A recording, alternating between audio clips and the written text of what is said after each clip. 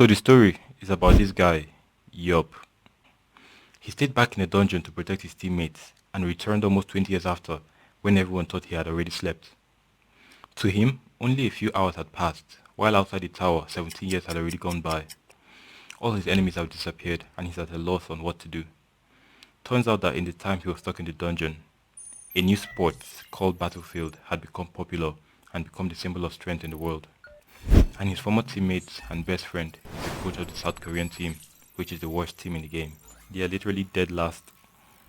Now that he has exited the tower, he, who was the strongest superhuman at the time, is being compared to a new rising star of Battlefield from France.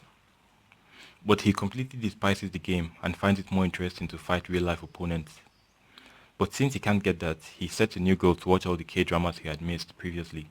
But with his nieces golden, he agrees to come with her to the game venue and is put into a match. And now he needs to make the South Korean team the best team in the league before their next match. The final dungeon has just been cleared, and a team of superhumans are trying to rush out just before it collapses. The underworlders are behind, trying to catch up to them and stop them from escaping. Seeing that they were catching up, the leader of the team, Seo MoonYeob, stays behind to delay them and the dungeon collapses. The underworlders are creatures that lived beneath the earth. They had built a civilization underground and attacked the humans above. They wreaked havoc on humanity, and even when the humans tried to fight back, it was useless. Weapons couldn't harm them, and just when all hope was about to be lost, the energy from the underworlders started to affect some humans and gave them superpowers. The humans that received the mystical powers were called superhumans, and these superhumans with their new powers started to fight back against the underworlders. They destroyed all the dungeons of the underground civilization except the final one. 7 of the most powerful superhumans came together and formed a team to clear the final dungeon, Gates. Those 7 were later called the 7 Heroes of Humanity. Unfortunately, one of those heroes didn't make it back from the final dungeon. All the rest had become stars and he became a legend. In the present day, France and South Korea are having a match. France wins easily against South Korea, and the new coach of the South Korean team, one of the 7 heroes, Baek Jae-ho, is just about to resign when sudden news reaches him. His former leader and best friend, Yob, had just been expelled from the dungeon, and he was breathing. Yob wakes up in a hospital, disoriented. He can't make sense of anything. This is 2022, not 2005? To him, it had just been a few hours since he saw Jae-ho and the rest of his team. He starts to get his bearing back as the nurse catches him up to speed. And then he suddenly realizes that he's completely broke and homeless, because he had said in his will to donate all his money and property to the society. He's completely devastated at the news. As the nurse gives him some space, he activates his superpower and analyzes himself. This superpower, Eyes of Analysis, is what made him grow very quickly and become the strongest superhuman. He checks his status and notices some changes.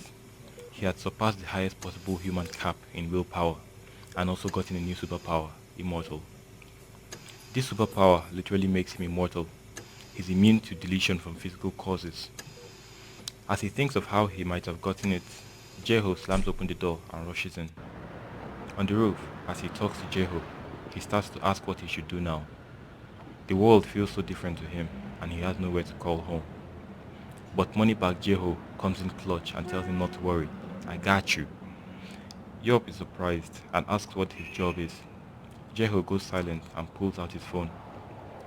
He shows Yob a video of a match and explains how Battlefield works. After the war, it was the only thing that the now useless superhumans could do, and it had become a sport and a matter of national pride.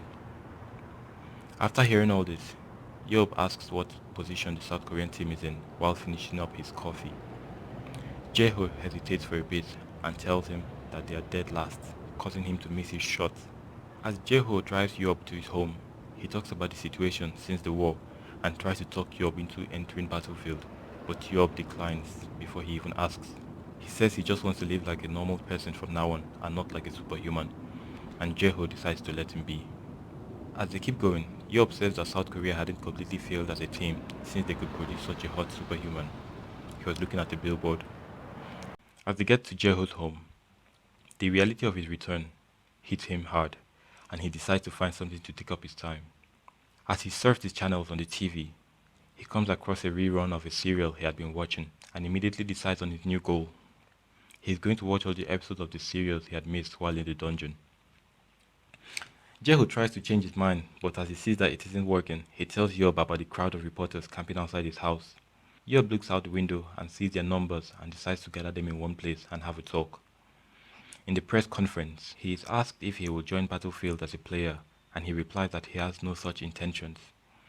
As he gets up and starts walking out, a random reporter starts instigating and causes Yob to talk down on a Battlefield player from the US. Basically, bro said he would turn him into a seed and plant him in his backyard. You got to love Yob. And of course, the player feels humiliated as he watches the clip and he gets furious, preparing to head to Korea to challenge Yob. So that's how the US team schedules a match with the South Korean team, which is coming soon. Anyway, later on, Jeho's daughter, Hyun, gets home and asks Yob, with her puppy dog eyes, to come along with her for an avatar check. Yob, after struggling for a moment, folds under the humongous pressure and agrees to go with her. At the South Korean Battlefield Association, Hyun gets into a pod and begins her avatar check, while Yob watches from outside. He gets interested as he watches the battle, and after Hyun gets out, she asks if he would like to try. He tries to repeat that he won't take part in Battlefield, but she says it's just a test and not a real match. She adds a pinch of glazing and also plays a sympathy card just to get him to log in. He finally agrees and the team gets him his weapons to start. Hey yo! Did this guy party with Diddy? After getting scanned, he appears in the testing space and is pit against a terrifying monster that looks like a stingray. This is the strongest monster they have ever pit against anyone. Just the mere aura it emits causes the bodies of its opponents to freeze in fear. At the moment, the monster approaches him, spelling Yob's imminent doom. And as we prepare for an epic fight, Yob, who had been standing still, kills it with a flick of his finger. As everyone is still in shock, he asks for another monster, but is interrupted by an unexpected error. An unidentified person had made their way into the testing space and stands opposite him in challenge. The newcomer is the American who Yob had previously humiliated on live television. Meanwhile, outside the testing space, Jeho, Park, the association's president, and Emma, Gerald's manager, arrive. Turns out the whole thing was a setup to get Yob interested in Battlefield. Back in the testing space, as the battle is getting heated, they separate, and Yob analyzes Gerald and finds out that he's actually a strong superhuman, one that could possibly have been part of the final dungeon raid 17 years ago. As they start approaching each other again, Yob decides to test his new superpower that he got after waking up. So they both get within distance of each other and prepare to throw their moves. But in the middle of this, Yob stops moving and waits for Gerald's move to land on him squarely. Everyone is taken aback and the testing space is filled with dust. As they look forward to see the outcome, the dust clears and everyone sees Yob completely fine and smiling. As he confirms the use of his new superpower, he asks for it to be sealed. As he confirms... Nah, dog, let me wait. It's not by force. As he confirms the use of his new superpower, he asks for it to be sealed for a fair battle. To him, not being able to be defeated is taking the fun out of the game. After it gets sealed, they continue their battle, with Yob easily defeating Gerald and giving him some advice. Yob smiles as he gives him the advice and asks him to send the lesson fees for it. A while later, Yob is watching his serials, and just as the plot is about to progress, an emergency announcement takes over the screen. It is an edited video of him and Gerald talking in the testing space. It's made to look like he was in fact interested in Battlefield and eager to join. In the Battlefield Association building in Korea, Yob is screaming at the director and asking about the video from the news. They said that he would be part of a friendly match against the US and just edited out the part where he declined. The president bows to him and takes responsibility of the situation, playing the sympathy card, as if he too was in a tight spot. Then he goes on to play as if he has a brilliant plan on how to take care of the situation, while easing Yob into playing a match. And he finally gets Yob to agree after applying more sympathy pressure and saying he won't have to play as long as the Korean team gets one kill. As they leave to get something to eat, he turns his head and looks at the previous scores of the Korean team. Let's just say he made sure Yob will get a chance to play in Battlefield. After some time, Yob gets back home to watch his serials, but the channels are completely overtaken by news of his participation in the upcoming match. Yob is irritated by the disturbance and looks out the window to see a blur on his right. Jeho is training Hyun for the upcoming match. He approaches them and analyzes Hyun. Turns out Jeho has been wasting his time as Hyun's speed has reached her limit. He gets closer and tells Jeho about it and starts to coach Hyun on the right way to develop her abilities. On the other side of the planet, Gerald sees a major improvement after taking Yob's advice. After confirming the price with John, he asks for it to be sent to Yob as a lesson fee. Wait a minute. Wasn't Emma Morse, the lady in glasses, Gerald's manager? How did he suddenly change to this guy, John? And if he isn't his manager, then why is Gerald asking him and not his own manager? Anyway, back to the story. The long-awaited match between Korea and America has arrived. It starts off with the commentators introducing players from both teams, and Yob on the bench looking forward to Hyun's performance. The dungeon the match takes place in is the Palace of Marta Borni, a place crawling with skeletons. The rules of the match are to wipe out the enemy team and get points from hunting the players and monsters. And the more you kill, the more aura you get, ranging from the lowest blue aura to the highest white. After introducing the rules, the players emerge and take their places and the game starts. As the game starts, the Korean team ignores the skeletons and rushes towards the skeleton boss.